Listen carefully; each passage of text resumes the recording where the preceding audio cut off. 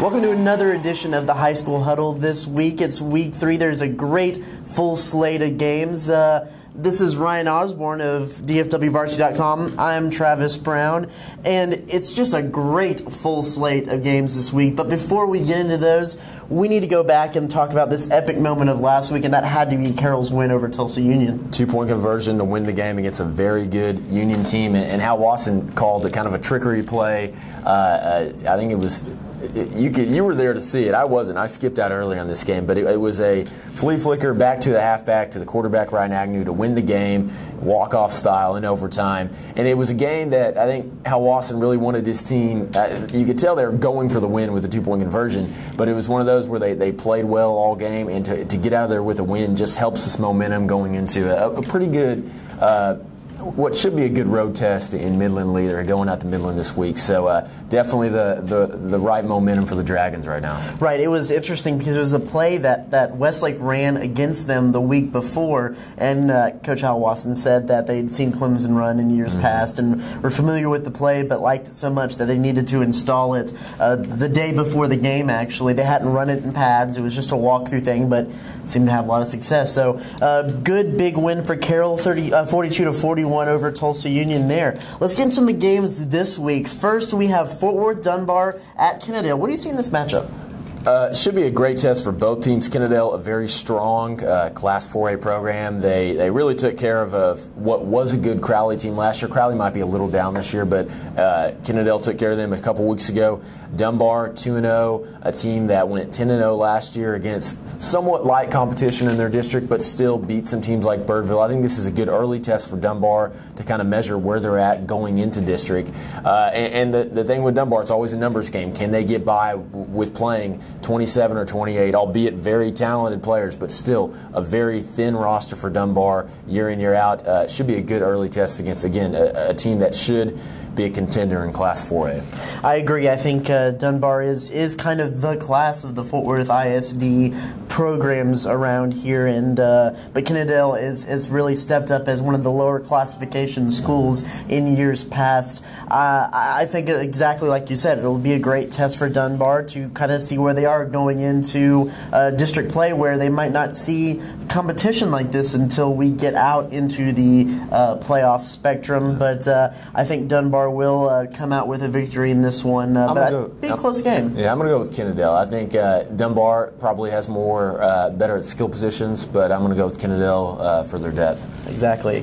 Next, we have Stephenville at Everman. This is going to be a seriously underrated matchup this week of schools that are kind of on the periphery of everyone's radar, but are two very good programs. Matt Stepp, the old coach, he was talking up his Everman Bulldogs, which for right reasons. Kiera Crossley ran for 6 touchdowns on 15 carries against Southwest. Southwest is a little bit down this year, but still, that was a huge win for Everman. And Stephenville is, I believe, they're still the top-ranked team in Class 4. They have the best quarterback in the state, Jarrett Stidham.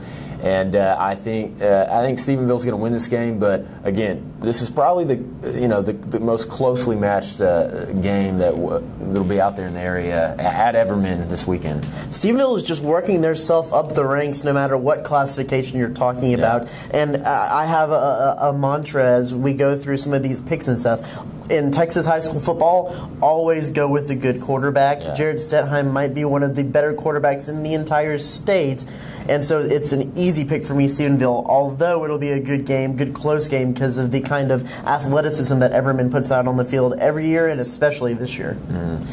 So finally, we have Mansfield Summit versus Mansfield, a good Mansfield battle over there at Vernon Newsom Stadium. This is a tough game to forecast because both teams are perennial playoff qualifiers. Now, as far as making a deep run, sometimes they can, sometimes they don't. Mansfield lost in the first round of the 5A playoffs last year. Summit went, I think, 2 or 3 rounds deep. They had a successful playoff run, but they also tend to kind of start slow too.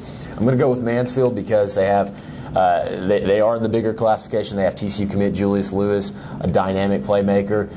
So I'm going to go with Mansfield. But if Summit wins this game, Braden Nolan, one of the better junior quarterbacks in the area, he had a huge sophomore year. It's continued that into this season. He gives them an element that I don't think they've had consistently over the last few years, get that spread passer that can put some points on the board in a hurry. But I'm going to go with the Tigers of Mansfield, who Stephon Taylor, an alum, scored a touchdown last night for the Arizona Cardinals. Well, there you go. That wraps up pretty completely. I'm going to go with Mansfield too. I do think they have a little bit more of a complete team, a little bit more of threats spread all around, very similar to what you talk about. I have Mansfield in that one. All right, quickly, let's go no huddle. Lancaster versus Euless Trinity. Speed versus power. I'm going to go with power again. Trinity. They're bigger than everyone else. Exactly. I'm going to go with Trinity as well. Colleyville Heritage at Dallas Lake Highlands.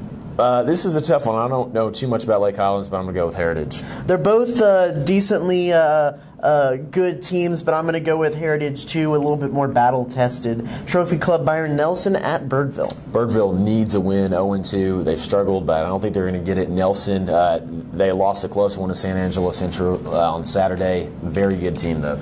I'm going to go with Byron Nelson as well. South Grand Prairie versus Arlington Martin. Martin might be the best 0-2 team in the state, and they've handled South Grand Prairie pretty easily last couple of years. I think they will again, not easily. South Grand Prairie is a little bit better than they were last year, but the Warriors get their first win of the season. Martin is definitely battle-tested. I'm going to go with Martin in this one. And Fort Worth Pascal versus Dallas Woodrow Wilson, two very historic teams in the Metroplex. Yeah, I'm going to go with Pascal. I think they are really going to be hungry for a win after getting beat 76-21 in their season opener. They started a week later, so I think the Panthers go on the road, get their first win of the season. I'm going to go with the school with two Heisman Trophy winners, Dallas Woodrow Wilson. Thanks for joining us again. Be sure to go out and check out some of these high school games. Check DFWvarsity.com afterwards for the best recaps and stats, and we'll see you next week at the High School Huddle.